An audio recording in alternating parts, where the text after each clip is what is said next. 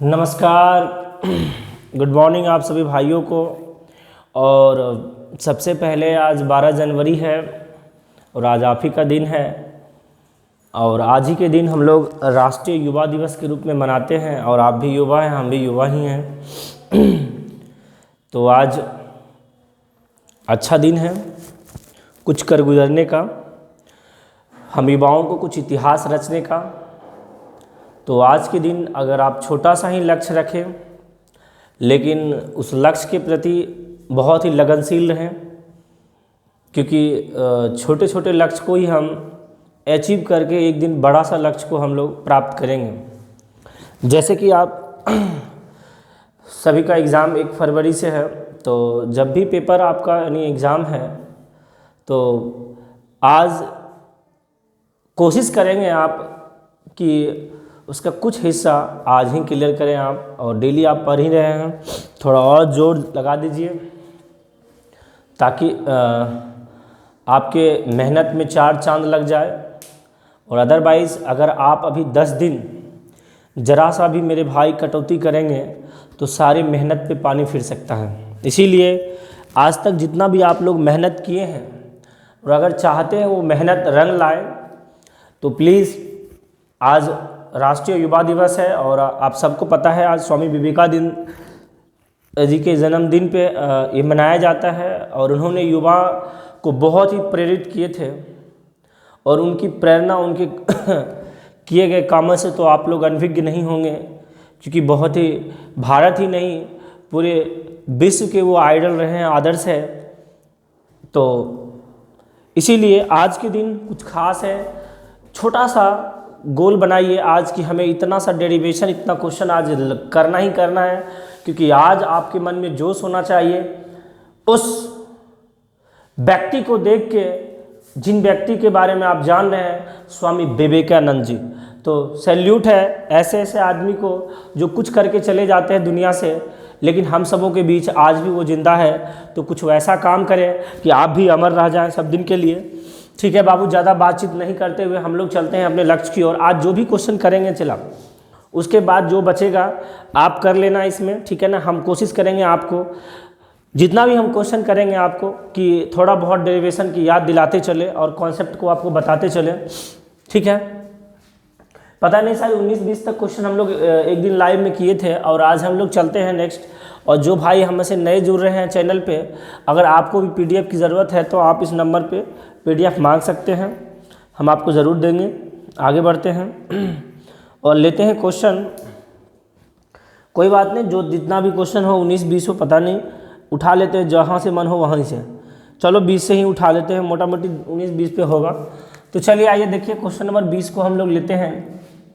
और question number 20 कहता है, आप लोग ध्यान से सुनिएगा, कहता है concave lens of a glass immersed in water then it becomes, क्या होगा सर? ऑप्शन है आपके सामने।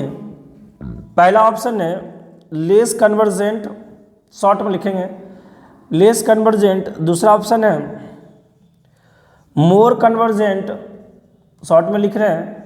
और तीसरा ऑप्शन है लेस डाइवर्जेंट, डाइवर्जेंट। और चौथा ऑप्शन है मोर डाइवर्जेंट। हिंदी वाले मेरे बाबू आप सब पढ़े होंगे।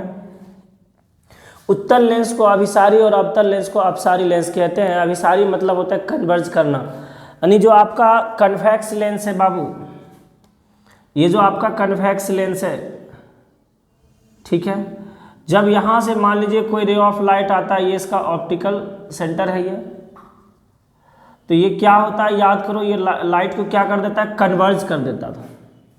इसीलिए हम इसको बोलते हैं कन्वर्जिंग लेंस। जबकि चला आप पढ़े होंगे कॉनकेव लेंस के बारे में, तो सर कॉनकेव लेंस क्या करता है? ऑप्टिकल सेंटर होगा बाबू। कॉनकेव लेंस क्या करता है? लाइट को डाइवर्जेंट करता है। क्या कर देता है? लाइट को डाइवर्जेंट कर देता है। तो कन्वर्जेंट और डाइवर्जेंट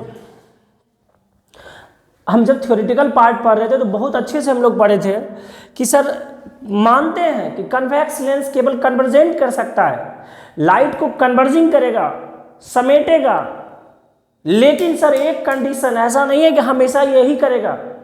हम आपको बोले थे अगर आप इसको कोई सराउंडिंग मीडियम, मान लीजिए इस ग्लास का रिफ्रैक्टिव इंडेक्स कुछ हो μ1, और अगर हम इसके सराउंडिंग कुछ ऐसा मीडियम ले ले बाबू, इसके सराउंडिंग कुछ ऐसा मीडियम ले ले, मान ले दूसरा मीडियम कोई μ2 हुआ, चाहे पानी में डुबा दो या चाहे किसी और चीज़ें में रख दो, और अगर ये μ2 बड़ा हो जाए μ1 से, तो फिर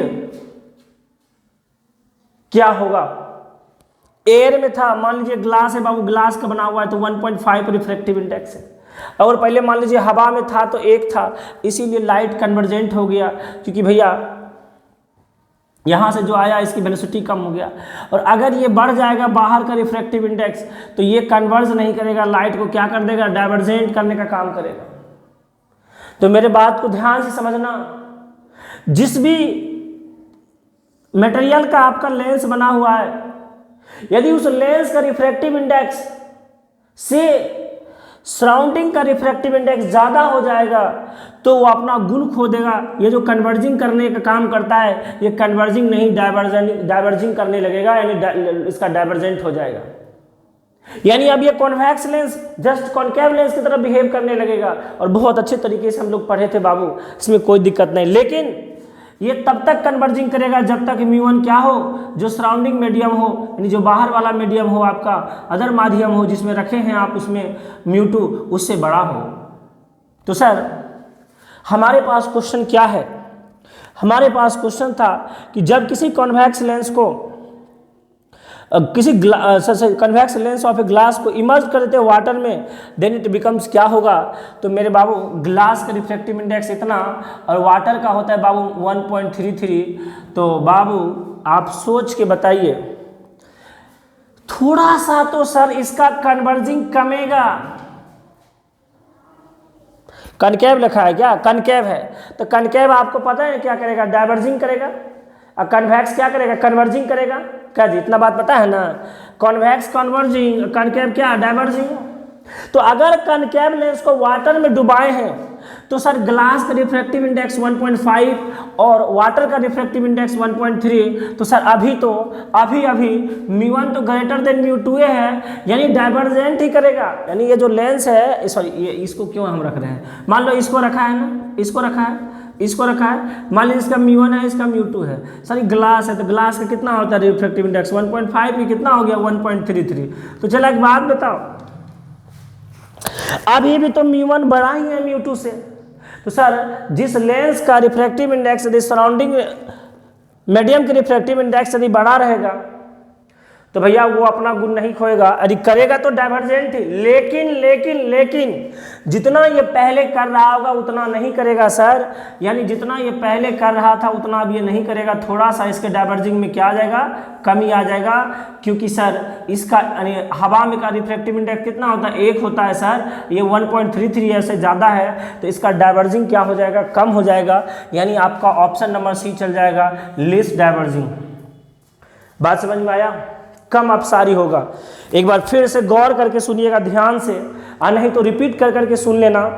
देखिए, कोई कॉन्वेक्स लेंस से आप पढ़ेंगे, उसका अदर नाम कन्वर्जिंग लेंस भी होता है, क्योंकि वो लाइट को क्या करता है? कन्वर्ज करता है। और कोई आपका माफ़ी चाहते हैं, कोई कॉन्वेक्स लेंस है वो क्या करता है? लाइट को कन्वर्जिंग करने का काम करता है, और कोई कॉन्केव लेंस है वो लाइट को क्या करता है? डाइवर्जिंग करने का काम करता है। लेकिन यदि हम कहें कि इसको किसी अदर मीडियम में जाके रख दें, अदर मीडियम जैसे मान लीजिए कि इसका जो रिफ्रैक्टिव इंडेक्स है, मान लीजिए वाटर में रख दिया जाए, किसी ऑयल में रख दिया जाए, बेंजीन में रख दिया जाए, या किसी और मीडियम में रख दिया जाए। अगर हम इसका रिफ्रैक्टिव इंडेक्स से ज़्यादा वाला किसी मीडियम में रख देंगे तो वो कन्वर्जिंग की जगह डाइवर्जिंग करना प्रारंभ कर देगा, और डाइवर्जिंग की जगह कन्वर्जिंग करना प्रारंभ कर देगा। ठीक है, तो समझ गए होंगे कि कॉन्वेक्स लेंस का काम होता है लाइट का डाइवर्जिंग करना, और कॉन्केव लेंस का कॉन्वेक्स लेंस का काम होता है कन्वर्जिंग करना, और कॉन्केव लेंस का काम होता है डाइवर्जिंग करना। और सर अगर इसी को किसी अदर मीडियम में देंगे, और अगर उस लेंस से रिफ्रैक्टिव इंडेक्स अगर मीडियम का ज़्यादा हो जाएगा तो कन्वर्जिंग की जगह डाइवर्जिंग जगह कन्वर्जिंग करना प्रारंभ हो जाएगा। तो हमसे क्वेश्चन पूछा था, जब किसी कॉनकेव लेंस को वाटर के अंदर डुबाएंगे, यानी किसी अवतल दर्पण को जब जल में डुबा देंगे, तो वो जो कॉनकेव लेंस का यानी अवतल दर्पण का काम है लाइट को डाइवर्जेंट करना। लेकिन अगर हम पहले हवा में था, यानी उस हवा का रिफ्रैक्टिव इंडेक्स 1, तो ज़्यादा उसका डाइवर्जेंट हो रहा होगा। लेकिन जैसे वाटर में डुबा है तो वाटर का 1.33 है, ग्लास का 1.5, अब थोड़ा क्या होगा, कम होगा। उम्मीद करते हैं कि आप तथ्यात्मक रूप से समझ गए होंगे। इसीलिए बाबू हम बोले थे आपको कि थोड़ा सा एक बार इसको अगर हम बढ़िया से बता दें तो आपको याद करने की दोबारा भविष्य में ज़रूरत नहीं पड़ेगा, और उम्मीद करते पढ़ना भी नहीं चाहिए। तो चलिए, अगर आप बढ़िया से लेक्चर को एंजॉय किए, समझ गए, तो बाबू आपको दोबारा पढ़ने की ज़रूरत नहीं होगा। अब हम लोग चलते क्वेश्चन नंबर 21 पे। ठीक है बाबू, क्वेश्चन नंबर 21 पे चलिए। क्या बोला, अरे भाई वाह, खुल न रे, 1 2 3 4, खुल जा। चलिए बाबू, आप लोग के सामने क्वेश्चन है ही, तो आप लोग क्वेश्चन करके ट्राई कर सकते हैं। आप अपने आगे रखिएगा। कहता रेडियस ऑफ कर्वेचर ऑफ ए क्या है बाबू, डबल कॉन्वेक्स लेंस। चलिए देखिए, एक डबल कॉन्वेक्स लेंस है, एक डबल कॉन्वेक्स लेंस है बाबू। अब बोलता है इसका जो है radius of curvature, acre 10 centimetre, इसका 10 सेंटीमीटर, एकर कितना है बाबू, 15 सेंटीमीटर। चला कहता है if refractive index of material of lens is इतना, यानी मतलब जिस पदार्थ से ये आपका लेंस बना हुआ है उसका रिफ्रैक्टिव इंडेक्स यानी अपवर्तनांक 1.5 दिया हुआ है, देन इट्स फोकल लेंथ। बताइए, इससे बढ़िया सवाल है और इससे घटिया सवाल आपसे कोई पूछा नहीं होगा आज तक धरती पे, नहीं? तो सर थोड़ा सा हम लोग जानकारी ले लें कि कौन प्लस होगा रेडियस ऑफ कर्वेचर, कौन माइनस होगा, क्योंकि डबल कॉन्वेक्स लेंस है। ध्यान से सुनिए, आपको बहुत प्यार से समझाया हुआ है। जो इधर वाला होगा चेला वो क्या होगा, निगेटिव होगा, और जो इधर वाला होगा वो क्या होगा, पॉजिटिव होगा। क्योंकि आपको क्यों और कैसे बहुत प्यार से समझाया, अभी भी समझ सकते हैं। ये ओरिजिन से इधर साइड है, राइट साइड, तो पॉजिटिव हो गया, और ये मान लीजिए ओरिजिन से इधर साइड है, लेफ्ट साइड, तो निगेटिव हो गया। यानी सर आपका जो R1 है वो प्लस का 10 सेंटीमीटर है, और आपका जो R2 है वो माइनस का 15 सेंटीमीटर है, और आपका जो रिफ्रैक्टिव इंडेक्स है वो कितना है बाबू, 1.5 है। उम्मीद करते हैं समझ में आया होगा। और आप जितने भी बच्चे हैं, लेंस मेकर फार्मूला का डेरिवेशन तो आपको पता ही होगा बाबू। लेंस मेकर फार्मूला का डेरिवेशन क्या है, 1/f इज इक्वल टू, यानी 1/f equivalent is equal to mu minus one. वैसे तो ये होता है आपका म्यू लेंस का, वैसे तो इसका जो लिखते हैं म्यू2 लिखते हैं, लेकिन म्यू1 माइनस लिख देंगे, कभी जरूरत पड़ेगा तो हम आपको बताएंगे। यानी हम कहना यही चाह रहे हैं, यहाँ पे होता है म्यू लेंस और ये सराउंडिंग वाला, इसीलिए हम लोग वहाँ पे लिखे थे μ1 2, यानी refractive index of medium 1 with respect to medium 2, और ये हवा में ही है तो मीडियम 2 हवा में इसको लिखेंगे तो क्या लिखेंगे, μ1/μ2 ना। और ये μ1 मतलब जो ग्लास वाला है 1.5, और μ2 मतलब क्या, जो आपका अदर सराउंडिंग मीडियम है, सराउंडिंग मीडियम तो हवा है तो 1 हो गया, इसीलिए इसको 1.5, इसीलिए हम म्यू ही लिखते हैं यहाँ पे, ठीक है ना। तो μ-1 इंटू 1/R1 माइनस 1/R2 ये फार्मूला होता है। जितने भी बच्चे हैं उम्मीद करते हैं आपको ये डेरिवेशन आता होगा, ठीक है बाबू। ओके सोना, आगे बढ़ें। देखिए एफ इक्विवेलेंट बराबर म्यू कितना है बाबू, 1.5 माइनस 1 1/10 माइनस है तो क्या हो जाएगा, प्लस 1/15। तो ये कितना आ गया बताइए, 0.5 और इंटू कितना हो गया, ये 10 15 का एलसीएम 30 हो गया, 10 से 3 बार, 15 से 2 बार में। तो ये 0.5 को 1.2 लिख सकते हैं, ये इसको लिख सकते हैं 3 2 5, 5 बटे कितना 30, 5 6 का 30 हो गया, 1/12। और बाबू सोना, अगर 1/f बराबर आपका आ गया 1/12, तो f इक्वल टू क्या मिल गया आपका 12। तो आपका आंसर हो गया +12 सेंटीमीटर फोकल लेंथ। उम्मीद करते हैं आपको समझ में आ गया होगा, कुछ ज़्यादा बड़ा बात नहीं था। अगर पहले से आपको डेरिवेशन का ज्ञान है तो फिर आप उखाड़ फेंकोगे, इसीलिए बोले थे सब चीज़ों पे कमांड रखने के लिए। और अगर ये सब क्वेश्चन अगर शॉर्ट में भी आ जाता है तो भी आपको कोई फ़र्क नहीं पड़ेगा, और अगर ऑब्जेक्टिव आ जाता है तो भी कोई फ़र्क नहीं पड़ेगा, इसीलिए सब चीज़ें पे कमांड रखें। हर एक बार हम लेते हैं देख, नहीं तो हो जाएगा हमको फेरा लग जाएगा, हमको लग चुका है, देख लेते हैं हो रहा है कि नहीं हो रहा है, उसके बाद हम आते हैं आपके पास। हाँ चलिए ठीक है, एकदम कोई दिक्कत ना है। चलिए चला, अब अगला क्वेश्चन नंबर 22 लेते हैं, फटाफट लेते हैं बाबू, बहुत समय लग जाता है, काहे कि बाबू हम पूरा एक्सप्लेनेशन जो कर देते हैं समय लगिए जाएगा ना। क्वेश्चन नंबर 22 ले लेते हैं बाबू, कुछ कुछ सवाल अधूरा भी छोड़ देंगे। अब 22 देखिए, 22 कहता है refractive index of material of biconvex lens. अच्छा, बाय कॉन्वेक्स बोले डबल बोले का जी, बाय में दोनों का अलग सेम हो गया। What will be its focal length, the radius of curvature both surface are 20 centimetre. अच्छा, एकरो 20 सेंटीमीटर, एकरो 20 सेंटीमीटर, और एक रिफ्रैक्टिव इंडेक्स कितना 1.5 दिया हुआ है। बात है ये नहीं बनेगा जी, फोकल लेंथ तो पूछा है, बन जाएगा सर, काहे नहीं बनेगा। म्यू कितना बाबू 1.5 सर, पहला का बताइए radius of curvature 20 centimetre plus में होगा, और दूसरा का वाला क्या होगा माइनस में हो जाएगा, -20 सेंटीमीटर। क्या जी कोई दिक्कत, आप फार्मूला नहीं लगा सकते हैं बाबू, 1/f बराबर mu minus 1 into 1/r1 minus 1/r2। तो क्या लगता है हम आपको बना के दिखा दें, डायरेक्ट कर देते हैं। देखो 1.5 में से 1 गया 1/2, और ये चल जाएगा तो 20 हो जाएगा, यहाँ प्लस के 20 हो जाएगा, 2/20 यानी 1/10। तो हम भी भैया आप खींच लिए शॉर्टकट, और उम्मीद करते हैं आप समझ गए होंगे। f इक्वल टू कितना प्लस का 20 सेंटीमीटर। देख लीजिए बाबू ऑप्शन मिला, पक्का मिलेगा, ऑप्शन नंबर सी मिल रहा है। चला हटा देते हैं, हम समझ गए होंगे, मतलब 21 और 22 दोनों बाबू सेम क्वेश्चन था। चलते हैं 23 नंबर क्वेश्चन पे, चलो आ जाओ। कहता है कि focal length of a lens, okay क्या होगा इन एयर इज 20 सेंटीमीटर। अच्छा दिल्ली है। कहता है जब ये फोकल लेंथ, बाबू ध्यान से सावधानी हटी दुर्घटना घटी, 1.5 है फोकल लेंथ, जब ये एयर में है ना चला तो दिया हुआ है 20 सेंटीमीटर। बोला focal length of lens in a medium which refractive index in 1.5 will be. ये तो गजब हो गया, चला गजब हो गया, गजब। ये सब नहीं बनेगा, बढ़िया से बताए थे स्पेशल केस कर करके, मार के लोहा तोड़ देंगे अगर बोलिएगा नहीं बताए हैं तो। सब बताए, ये सब एकदम क्लियर है एकदम। एक बात बताइए, बोला जब ये एयर में है ना तो एक फोकल लेंथ 20 सेंटीमीटर है, और एकरा जो है 1.5 इसका रिफ्रैक्टिव इंडेक्स है उस लेंस का। सर बोला आगे क्या बोला, हम इसको वैसन का मीडियम में रखेंगे, याद देखिए, बोला इसको उठा के और चलो उस मीडियम में रख देंगे, और जिस मीडियम का भी रिफ्रैक्टिव इंडेक्स 1.5 हो जाए, हक बुर्बक कहीं का, हो गया खत्म कहानी। तो फोकल लेंथ इनफाइनाइट न हो जाएगा, चुटकी बजा के। कैसे सर, देखो इधर फार्मूला, अभी तुरंत बोले थे 1 म्यू 1 2 बोले थे, तो सर एक फार्मूला जो होता है ना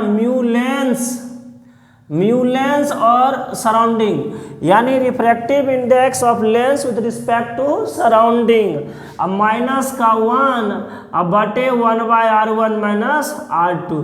तो एक लफड़ा छोड़, एक लफड़ा में तो निपट ले।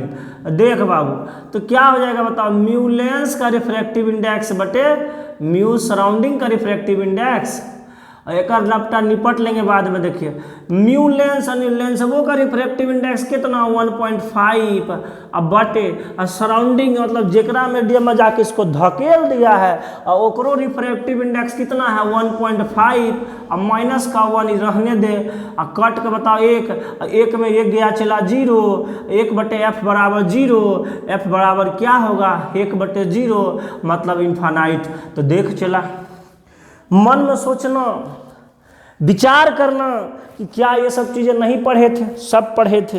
तो जब पढ़े थे तो ध्यान से पढ़े थे, आपको अभी पता चलेगा। अगर ध्यान से पढ़े होंगे तो हमसे पहले आप ये सोच लिए होंगे कि सर यदि किसी लेंस का रिफ्रैक्टिव इंडेक्स और अगर किसी अदर मीडियम में रखे सेम रिफ्रैक्टिव इंडेक्स वाला हो जाए, जितना रिफ्रैक्टिव इंडेक्स उस लेंस का हो उतना उसी मीडियम का हो जाए, तो सर उस समय उसका फोकल लेंथ इनफाइनाइट हो जाता है। और अगर क्वेश्चन में तुमसे पावर पूछ दे, पावर व्हाट इज पावर, तो चला क्या होता है पावर का फॉर्मूला 1/f, यानी 1/इनफाइनाइट क्या हो जाएगा 0। कर लीजिएगा, बोलो जल्दी क्या ऐसे सवाल कर लीजिएगा? हाँ सर, ओके।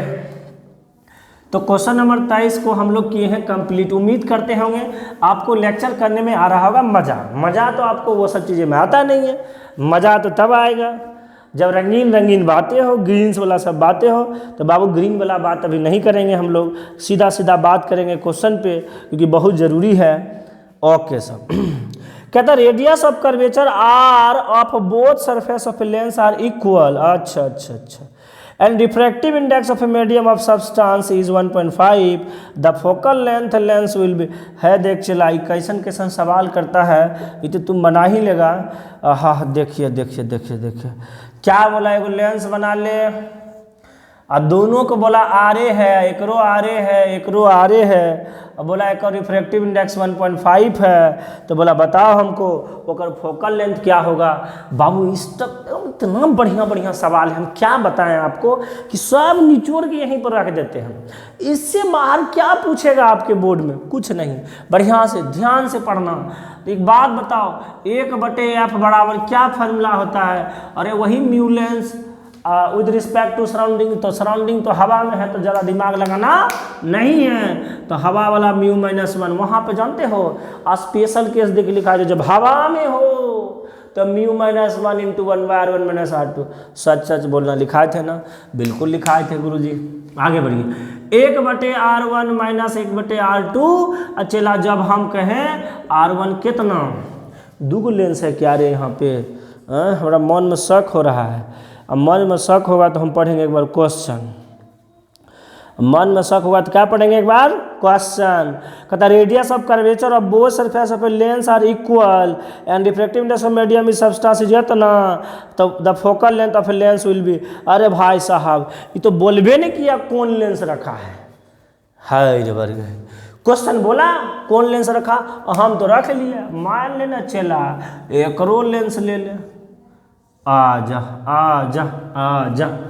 तो एकरा में बताओ R1 कितना होगा प्लस R, R2 कितना होगा माइनस R। चला क्या दिक्कत है, एगो प्लस एगो माइनस, बाद में धकेल देंगे, लिख देंगे यहाँ पे, क्या टेंशन है। 1/f बराबर चला म्यू कितना 1.5 -1, ये कितना 1/r प्लस 1/r हो जाएगा। ये चला 0.5 को लिख देंगे 1/2, 2/r खत्म। 1/f बराबर 1/r, तो सर f बराबर प्लस r। जब आप इसमें निकालिएगा तो पलटी न कर जाएगा। एकरा में क्या हो जाएगा देखिए, एकरा में R1 हो जाएगा निगेटिव, R2 हो जाएगा क्या चला इधर चल जाएगा, वो हो जाएगा पॉजिटिव। और जब निकालेंगे फार्मूला यूज करेंगे तो -2/r होगा, और 2 खत्म, -rf बराबर। तो हम कहें दोनों मिला के, अगर हमें बोला ही नहीं है कौन सा लेंस है तो ले हम दोनों एक के साथ धकेल देंगे, +- सही है। देखो ऑप्शन, यही तो हमको लगा माइंड में कि यही क्वेश्चन में होगा। कहे कि चला क्वेश्चन है तो पता रहेगा ना हमको। देख लीजिए बाबू, मार लीजिए एक बार धड़ाक से स्क्रीनशॉट मिटाते हैं हम। चलिए क्वेश्चन नंबर हो गया आपका 24। 25 पे चल। 25 बाबू 25 कहता है कि when any convex lens which refractive index is 1.5, अच्छा, एंड फोकल लेंथ f, कहता है इज इमर्ज इन वाटर जेकर रिफ्रैक्टिव इंडेक्स 1.33, तो देन इट्स फोकल लेंथ क्या होगा? फोकल लेंथ है देखो, है देखो, ये सब तो हम डायरेक्ट ही बताए थे आपको। पानी में डुबाएंगे तो 4 गुना हो जाएगा, याद नहीं है तो बाव ग्रेटर देन लिख दो, ग्रेटर देन f बड़ा हो जाएगा। इसमें क्या बताएंगे आपको हम। चलिए ठीक है, एक क्वेश्चन छोड़ने का सौभाग्य मिला। आगे बढ़ते हैं क्वेश्चन नंबर 26 पे। कहता है कॉन्वेक्स लेंस जेकर रिफ्रैक्टिव इंडेक्स 1.5 है, immerse in water, then its power क्या होगा? हक बुर्बक। अगर पहला सवाल में फोकल लेंथ इंक्रीज कर रहा है, फोकल इंक्रीज करेगा, देखो यहाँ पावर का फार्मूला 1/f, अगर ये बढ़ेगा फोकल तो पावरवा घटेगा ना, ये बढ़ेगा नीचे ना नीचे, और नीचे वाला बढ़ेगा तो ये वाला क्या होगा? घट जाएगा, तो पावर डिक्रीजेज ना हो जाएगा। ओके सर, इसमें कोई बड़ी बात नहीं है, कॉन्सेप्ट पहला ही क्वेश्चन में समझा चुके हैं आज 20 नंबर वाला में। चलिए सर, चलिए 27 पे 27 पे चला, कहता है convex lens is made from such material which refractive index is 1.5 then lens is immersed in water then behaves like. हद देखो, हद देखो, देखो देखो रे देखो। पहले हम लिखते हैं ऑप्शन, तब हम आपको बताते हैं, क्या कि आपको भी दिखना चाहिए बढ़िया से। एगो है कन्वर्जिंग लेंस, पहला नंबर ऑप्शन। दूसरा ऑप्शन क्या है बाबू? Diverging lens. हमारे सब बच्चा समझता है कन्वर्जिंग डाइवर्जिंग क्या होता है, कि बाबू अभिसारी अपसारी। ओकर बाद तीसरा नंबर क्या बोला है? प्रिज्म। और चौथा ऑप्शन क्या बोला है बाबू? Diverging mirror. क्या बोला है? Diverging mirror. सब आगे पीडीएफ खुल कर आना चाहिए, तब आएगा मजा। तो चलिए अब हम लोग बात करते हैं, बोला क्या है बाबू, क्या बोलेगा? एगो कॉन्वेक्स लेंस है, हाँ एगो कॉन्वेक्स लेंस है। बोला कि कॉन्वेक्स लेंस को, हो देखो देखो देखो, कॉन्वेक्स लेंस जेकर रिफ्रैक्टिव इंडेक्स 1.5 है। चला पहले क्वेश्चन में कॉन्सेप्ट थोड़ा क्लियर है। और यदि सराउंडिंग मतलब पानी में जाके इसको धकेल दिया तो पानी का रिफ्रैक्टिव इंडेक्स कितना? 1.33। तो एक बात बताओ, हम समझाए थे एक μ1 और बाहरी वाला μ2, तो देखो अभी भी μ1 ग्रेटर देन है μ2, यानी सर कॉन्वेक्स लेंस अपना नेचर नहीं खोएगा। कन्वर्जिंग है तो कन्वर्जिंग करेगा, लेकिन थोड़ा कम करेगा। तो लेकिन कैसा लेंस अभी बिहेव करेगा? तो बिहेव्स एज कन्वर्जिंग लेंस। अगर ऑप्शन रहता ना लेस कन्वर्जिंग तो ठोक देते पकड़ के, लेकिन ऐसा नहीं है। Converging diverging prism, diverging prism, ऐसा का कुछ नहीं, डायरेक्ट मारेंगे क्या? कन्वर्जिंग लेंस, अभिसारी लेंस। कोई दिक्कत? तो ये कॉन्सेप्ट देखिए, इतना इतना क्वेश्चन है, तो बाबू यही बात है, कॉन्सेप्ट क्लियर रहेगा आपका तो कौनो ऑब्जेक्टिव को आप नहीं छोड़िएगा। नहीं रहेगा कॉन्सेप्ट क्लियर तो बहुत प्रॉब्लम आने वाला है आपके साथ। आगे चलते हैं। क्वेश्चन नंबर 28 कहता है to from the real image from a convex lens of focal length F minimum distance between object in screen should be. Sir ये तो हम बताए थे आपको याद भले नहीं हो, लेकिन हम थोड़ा सा याद दिला के बढ़ जाते हैं। और बोले थे यहाँ पे चला कि 2f पे इमेज रखेंगे। चला याद करो कि अगर कोई यहाँ पे ऑब्जेक्ट हो, यहाँ से 2f की दूरी पे लिए थे तो इसका इमेज बना था, याद करिए यहाँ पे, और ये भी 2f की दूरी पे। तो इनके बीच का डिस्टेंस कितना हुआ? 2f कितना हुआ? 4f। इसका कॉन्सेप्ट आप एक बार कॉपी खोल के बढ़िया से पढ़ लीजिएगा, कोई बड़ी बात नहीं है, ये सब बताया हुआ बात है। सो डायरेक्ट हिटिंग मार दिए तो आंसर मार दीजिए 4f। कितना होगा आंसर? 4f। क्वेश्चन नंबर 29 बाबू देखिए, क्वेश्चन नंबर 29 क्या बोला? कहता है कि when a ray of white light enter in lens then which of the following changes. हद देखो देखो देखो, अरे मेरे भाई सोना मोना, यहाँ देखिए एगो लेंस है ना बाबू। अब बोला लेंस में क्या हुआ? बोला लेंस में एगो लाइट इंटर करता है, वाइट लाइट। अब कौनो लाइट इंटर करे, क्या आपत्ति है? जैसे होगा तो ऐसे घूमेगा। तो एकरा मतलब लाइट का क्या क्या चेंज हो गया? लाइट का वेलोसिटी तो चेंजे हुआ सर, वेवलेंथ भी चेंज हो गया। क्या जी गलत बोले? नहीं सर, यानी उस प्रकाश का वेग तथा तरंगदैर्घ्य दोनों परिवर्तन होगा। तो option number A velocity and wavelength both are change. Question number 30 होता है खत्म। आगे बढ़े चला, कहता double convex lens of glass which refractive index is μ1। ठीक है, ये बोला हम भी कर देते हैं। 30 नंबर है हमको लगता है इनको बदलना पड़ेगा। लीजिए, कहता है double convex lens of glass. Okay sir, जिसका रिफ्रैक्टिव इंडेक्स μ1 हो, ओके रख दिए, ले लिए द्वितल लेंस और ओकरा बोला रिफ्रैक्टिव इंडेक्स μ1 है तो μ1 है। प्लेस्ड इन मीडियम, बोला उसको किसी माध्यम में रखा जाता है, विच रिफ्रैक्टिव इंडेक्स इज μ2। बोला एक मीडियम है, एक माध्यम है, जहां इस लेंस को उठा के जाके पटक दिया, प्लेस कर दिया, और इसका रिफ्रैक्टिव इंडेक्स है बाबू μ2। तो कहता है now if parallel rays of light emerges out from the divergently then, हद देखो रे, देखो देखो देखो सर, पैरेलल रे आए और ये का करे सर, करे नहीं बहुत कुछ करे, बोला ये डाइवर्जेंट कर जाए, छी छी छी। अभी तुरंत ना समझाए हैं, एक मतलब कॉन्वेक्स लेंस है तो करना चाहिए कन्वर्जिंग, और कर गया डाइवर्जिंग। एक मतलब क्या, एक मतलब ये जो μ2 दिख रहा है ये बड़ा हो जाएगा किकरा से, μ1 से।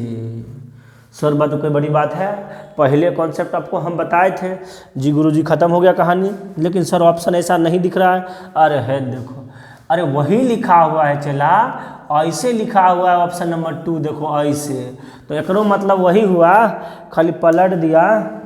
चलिए तो यह हमेशा याद रखना, कन्वर्जिंग के जगह डाइवर्जिंग अगर हुआ तो बाहर में जो सराउंडिंग का जो रिफ्रैक्टिव इंडेक्स है वो आपके जो लेंस है उसके रिफ्रैक्टिव इंडेक्स से ज़्यादा हो गया, और अगर थोड़ा सा भी कम है तो भैया वो कन्वर्जिंग करेगा, भले कन्वर्जिंग कम जाएगा, जो एयर में कर रहा था उतना नहीं होगा, लेकिन होगा तो कन्वर्जिंग। तो इस तरह का भी ऑप्शन आपको एक ऑब्जेक्टिव लेके दिखाए थे, लेस कन्वर्जिंग वाला था, ठीक है। तो चलो भाई 30 के बाद चलिए हम लोग चलते हैं अपना बाजार में। 31 नंबर बाबू, 31 नंबर आप लोग सोचिए, कहता है एक बाय कॉनकेव लेंस है, यानी द्वि उत्तल अवतल lens, which formed by a material of refractive index μ1 है। देख देख देख देख, हम भर ले थोड़ा सा इंक बाबू, अच्छा रहने दो, खोल खोल के काम चलाएंगे अभी। हाँ है देखो है, एकर बोला रिफ्रैक्टिव इंडेक्स जो है μ1 है, ठीक है, is placed in medium of refractive index μ2। मतलब क्या किया, इस लेंस को न बाबू एक दूसर मीडियम में जाके रख दिया, ठीक है। जिस मीडियम में जाके रखा है ना, सोना मोना, समझ में आ रहा है ना, जिस मीडियम में जाके रखा है उस मीडियम का रिफ्रैक्टिव इंडेक्स मेरे भाई कितना है, μ2। कितना है बाबू, μ2। अब आगे क्या बोला देखिए, द लेंस। अब देखो ऑप्शन का बाबू है खेला, किसका खेला है बाबू, ऑप्शन का।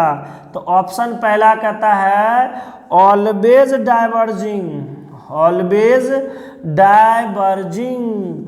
ऑप्शन नंबर दूसरा कहता है, हम शॉर्ट में लिखें diverging if and only if, कब, जब μ1 ग्रेटर देन μ2। और तीसरा ऑप्शन कहता है कि डाइवर्जिंग और कन्वर्जिंग। और चौथा ऑप्शन कहता है डिपेंडिंग ऑन ऑब्जेक्ट, चलो हटाओ लिख देते हैं।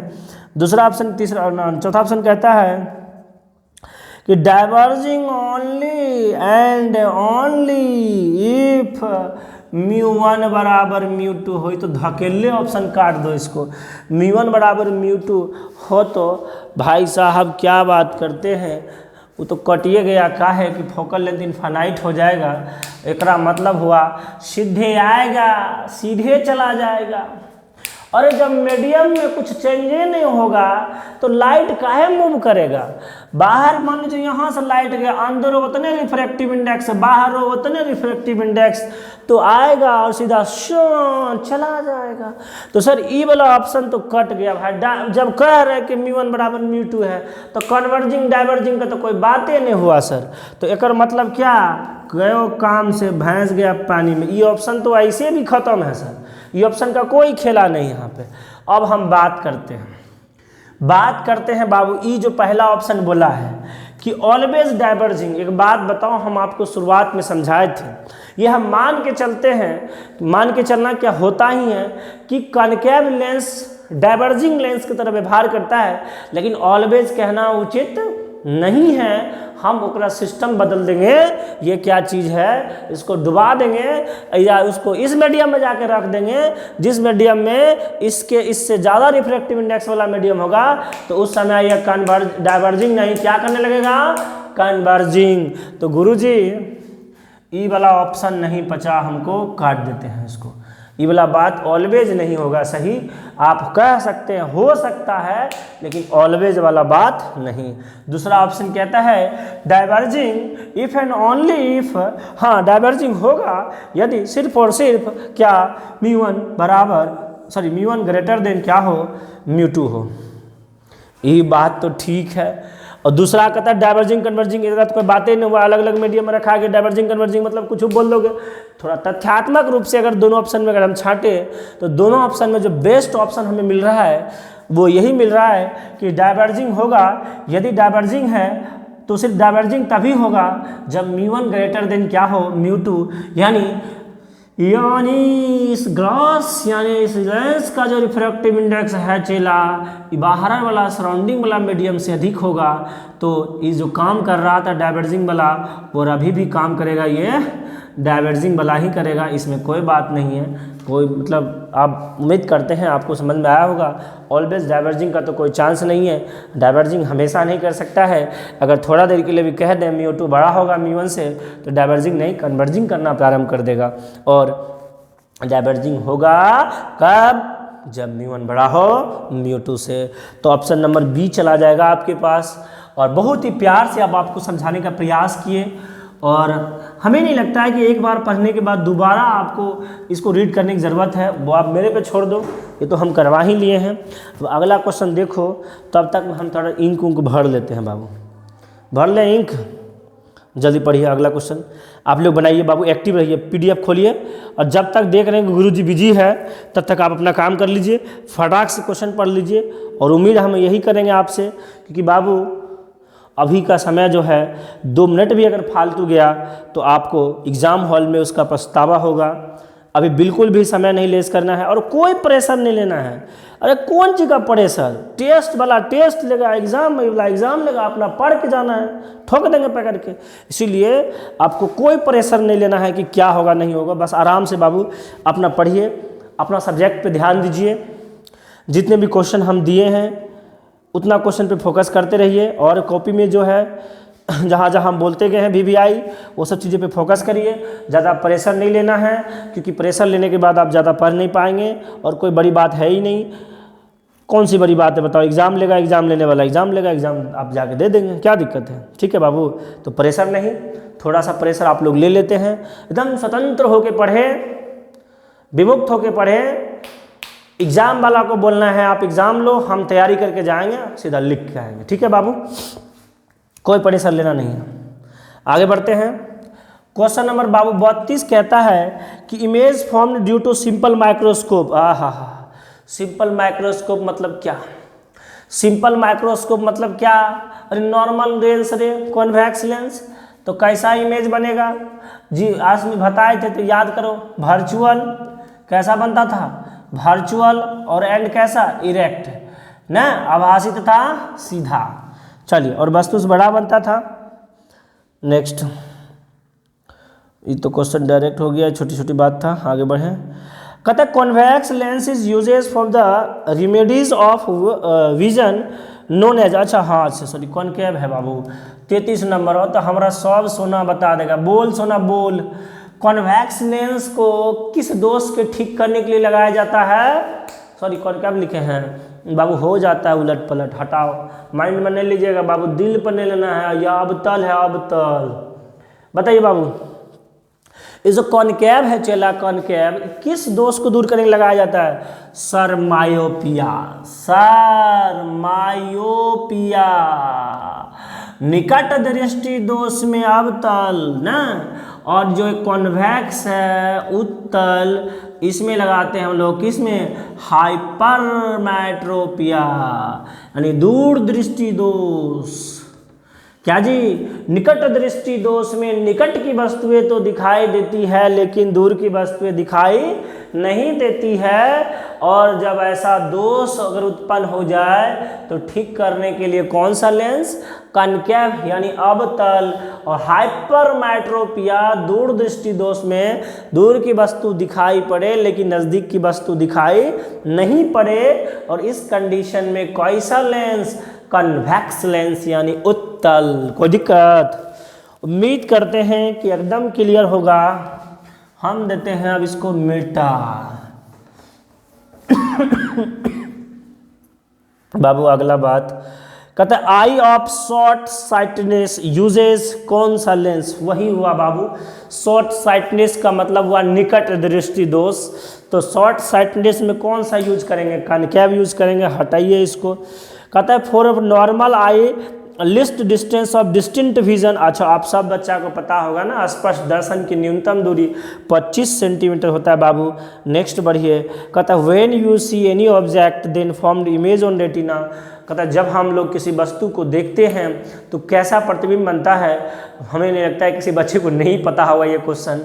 कैसा बनता है चला, वास्तविक और उल्टा। आपके मन में मने मन बोला गया होगा आंसर, रियल और इन्वर्टेड। ना चाहते हुए भी ये काम हो जाता है। आगे समझते हैं।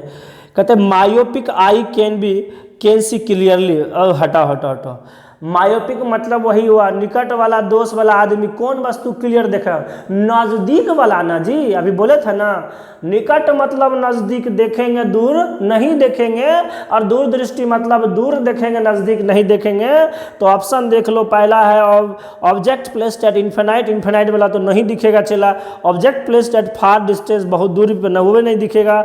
Object placed at near distance, high दिखेगा, नज़दीक वाला दिखेगा। तो ऑप्शन नंबर सी हो जाएगा। अगला क्वेश्चन पे चलिए बाबू। कहता है the defect of vision which is due to curvature of cornea in different planes is known as. अच्छा, ई वाला ऐसे वाला ना अस्टिमेटिज्म। देख लीजिए बाबू, अस्टिमेटिज्म ऑप्शन नंबर कितना है, सी नंबर। ठीक है। नेक्स्ट क्वेश्चन है objective lens of astronomical telescope must should be of क्या होना चाहिए। अच्छा, गुरुजी वाला बात कर रहे हैं, आई पीस ना जी। याद करो कंपाउंड माइक्रोस्कोप और टेलीस्कोप जब पढ़ा रहे थे तो बड़ा प्यार से बताए हैं दोनों में अंतर। भूल जाता है, भूलना भी तो एक कला है, भूलना भी ज़रूरी है क्या जी। कैसे कैसे बात करते हैं, भूलेंगे नहीं तो फिर होगा कैसे। तो चला याद कर, इसको बोले थे ऑब्जेक्टिव लेंस। बोलो ना, हाँ इसको बोले थे आई पीस, जरा हम आँख घुसा के देखते हैं, आई लेंस। और हम बताए थे यही चीज़ें सेम था, यही चीज़ें फिगर था आपका टेलीस्कोप में भी और कंपाउंड में। देखिए जब हम बात करेंगे टेलीस्कोप का तो ये ऑब्जेक्टिव लेंस का फोकल लेंथ जो होगा ना बाबू वो बड़ा होता है, लार्ज होता है फोकल लेंथ। क्या होता है फोकल लेंथ, थोड़ा सा बात याद दिला देते हैं, वैसे तो आप सबको पता होगा, डेरिवेशन की तैयारी किए हैं आप लोग। इसका जो फोकल लेंथ होगा लार्ज होगा, और आई लेंस का जो फोकल लेंथ होगा वो क्या होगा, स्मॉलर होगा। और कंपाउंड वाला में जस्ट उल्टा होता है। चला कंपाउंड वाला में क्या होगा, कंपाउंड माइक्रोस्कोप वाला में क्या होगा कि जो ऑब्जेक्टिव लेंस होता है इसका होता है स्मॉलर फोकल लेंथ, और जो आई पीस वाला होता है ये होता है आपका लार्ज फोकल लेंथ। बहुत प्यार से आपको पढ़ाया हुआ चीज़ है, आप इस बस खाली थोड़ा ध्यान रख लीजिएगा, ठीक है ना। चला जब टेलीस्कोप बोलेगा तो उसका जो ऑब्जेक्टिव लेंस होगा उसका लार्ज फोकल लेंथ होगा, और आई पीस का क्या होगा, स्मॉलर होगा। और जब कंपाउंड में बात करेंगे तो इसका क्या होगा, ऑब्जेक्टिव लेंस का स्मॉलर फोकल लेंथ होगा, और आई लेंस का क्या होगा, लार्ज फोकल लेंथ होगा। कोई दिक्कत हमें नहीं लगता है बबुआ को कोई दिक्कत होगा। तो चलिए अब मिटाते हैं। हाँ एक गाना भी है ना, पता नहीं कौन सा गाना है, बबुआ के खुश का के जयबू ना, आरा में दोबारा फेरो अबू न, अरे चुट्टा कहीं आरा में दोबारा न अबू, आरा के तोरे बाबूजी का है। कुछ भी गा देता है, भोजपुरी गाना है ये, वैसे आपसे हमसे बढ़िया आप जानते हैं। कहता है in normal adjustment magnifying power of compound microscope is. अब बताइए, ये बताने की ज़रूरत है तो बोलिए, हम बताएंगे। हमें नहीं लगता है कि किन्हीं को बताने की ज़रूरत होगा। बोलो, 50 बार ऑब्जेक्टिव में भी हम ये पूछ दिए हैं। क्या जी, कितना होगा बाबू? ऑप्शन नंबर कैसा चला जाएगा? बी नंबर चला जाएगा ना, BO by u 1 minus D by F1। ठीक है, ये सब प्रूफ भी करने आपको आना चाहिए थोड़ा बहुत, इसको तो फिर मज़ा आएगा आपको। देखिए क्वेश्चन नंबर चल जाते हैं 41 नंबर पे। कहता है 41 नंबर क्या चला? एक converging lens of power 4D। अच्छा, पावर चला 4D, uses a simple microscope, then what will be its magnifying power. Magnifying power क्या होगा ये बताना है। तो चला, अगर आपको याद होगा तो हम आपको बताए थे मैग्नीफाइंग पावर। मैग्नीफाइंग पावर जो था उसका फॉर्मूला दिए थे D/U। और इसमें दो चीज़, जब आपको पता रहे कि ऑब्जेक्ट इन्फिनाइट पे हो तो फॉर्मूला था आपका D/F, और जब आपको पता था कि ऑब्जेक्ट इन्फिनाइट पे नहीं हो, 25 सेंटीमीटर पे हो, लिस्ट डिस्टिंक्ट विजन पे हो, तब आपका फॉर्मूला गया था 1 + D/F। और एक चीज़ हम बताए थे कि जब हमें क्लियर ही नहीं किया गया हो कि ऑब्जेक्ट इन्फिनाइट पे हो कि ऑब्जेक्ट कहाँ हो, तो उस कंडीशन में हम मैग्नीफाइंग पावर का फॉर्मूला 1 + D/F यूज करेंगे। ये आपको पता होना चाहिए, सिंपल माइक्रोस्कोप का बात है। तो गुरुजी हम यही यूज कर लेंगे। पता तो नहीं है कहाँ कहाँ रखा गया है, तो 1 + D/F, 1 + D मतलब डिस्टिंक्ट विजन जो 25 सेंटीमीटर होता है वो। अब चला ई, देखो तुमको पावर दिया, तुम फोकल लेंथ नहीं निकाल सकता है। और हाँ गुरुजी हाँ, 1/P तो 1/4, ये तो मीटर में आएगा ना, तो 100 से इसको देखो मीटर में आएगा, मीटर में तो करेंगे तो 100 सेंटीमीटर, तो 4 से 25 यानी कितना आ गया फोकल लेंथ यहाँ से 25 सेंटीमीटर। तो चेला 25 से 25 खत्म, यानी 1 + 1 कितना आ गया 2, यानी मैग्नीफाइंग पावर कितना निकल गया इसका 2 सर।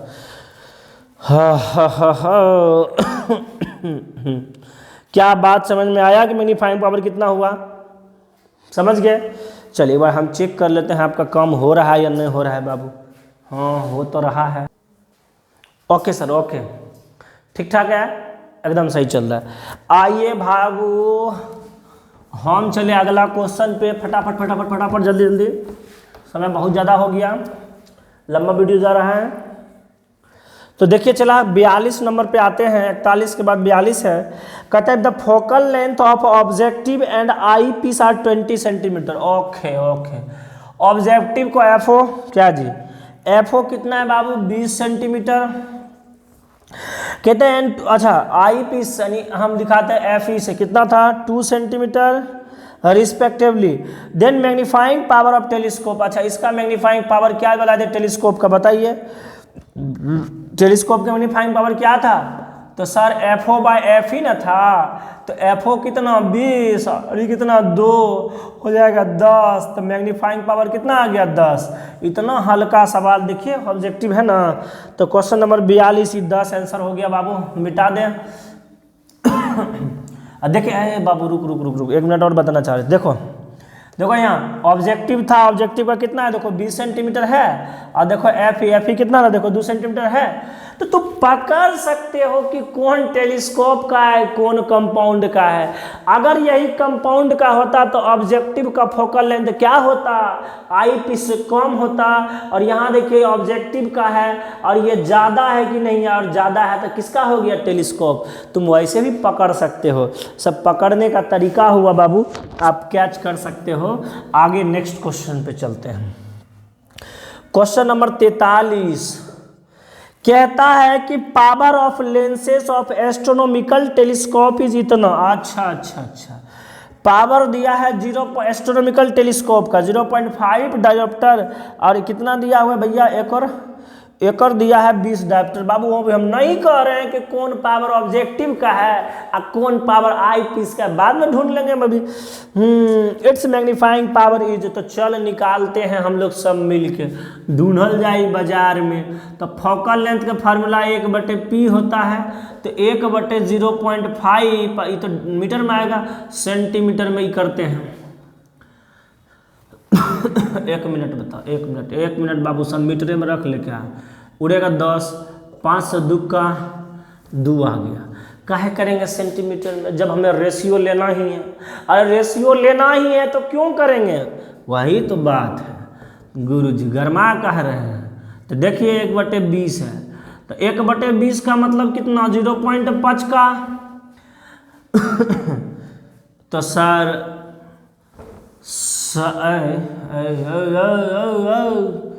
देखो गलती लिख दिया था गुरुजी अभी आपका, गुरु गुड़ चला चीनी चला, गलती नहीं करना, भी हो जाता है फॉलो में। देखो यहाँ 10 न हुआ, यानी 1 0 और न पड़ेगा तब न होगा, तो वही बात है, फॉलो में चल गए थे।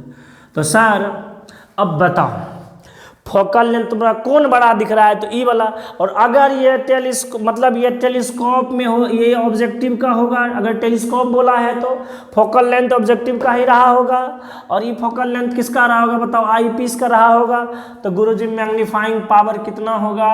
तो मैग्नीफाइंग पावर कहता है और फोकल लेंथ ऑफ ऑब्जेक्टिव का और फोकल लेंथ आई पीस का। तो 2/0.05 गुरुजी 2 0 उड़ा दीजिए, चल गया 5 4 बार में आंसर आ गया 40। This is your right answer. Question number 43 का 40। क्या जी? अरे भाई साहब कहाँ भाग रहा है अभी तुम? तो भागने तो देंगे नहीं। 45 पे चलिए, कहता था virtue of eye due to which help focus the object at different distance known as. अच्छा, ये तो बड़ा सिंपल है, पावर ऑफ एकोमोडेशन कहते हैं इसको ना, समंजन क्षमता। तो ये तो छोटी छोटी बात है, तो ये तो मार लेना, देख लेना ऑप्शन नंबर कितना है। चलिए तो वीडियो 45 तक ही रहने देते हैं, वीडियो बहुत लंबा हो गया है, ठीक है ना। तो अब आगे जो भी है वर्ड वाला क्वेश्चन है तो करने का प्रयास कीजिएगा, और होगा तो एक वीडियो और इस पे लाएंगे, नहीं तो फिर आगे जो भी है नेक्स्ट चैप्टर के लिए लाएंगे, ठीक है बाबू। तो टेक केयर, स्वस्थ रहे, सुरक्षित रहे और खूब मेहनत करें, अभी जम के मेहनत करें। इतना मेहनत करना है, कुछ नहीं, एकदम प्रेशर नहीं, जम के खाली चला अपना सब्जेक्ट पे मेहनत करें और सभी सब्जेक्ट पे ध्यान दें और अच्छे से पढ़े और अच्छा रिजल्ट लाए, यही भगवान से कामना करते हैं, ठीक है। जय हिंद, जय भारत, लव यू, बाय।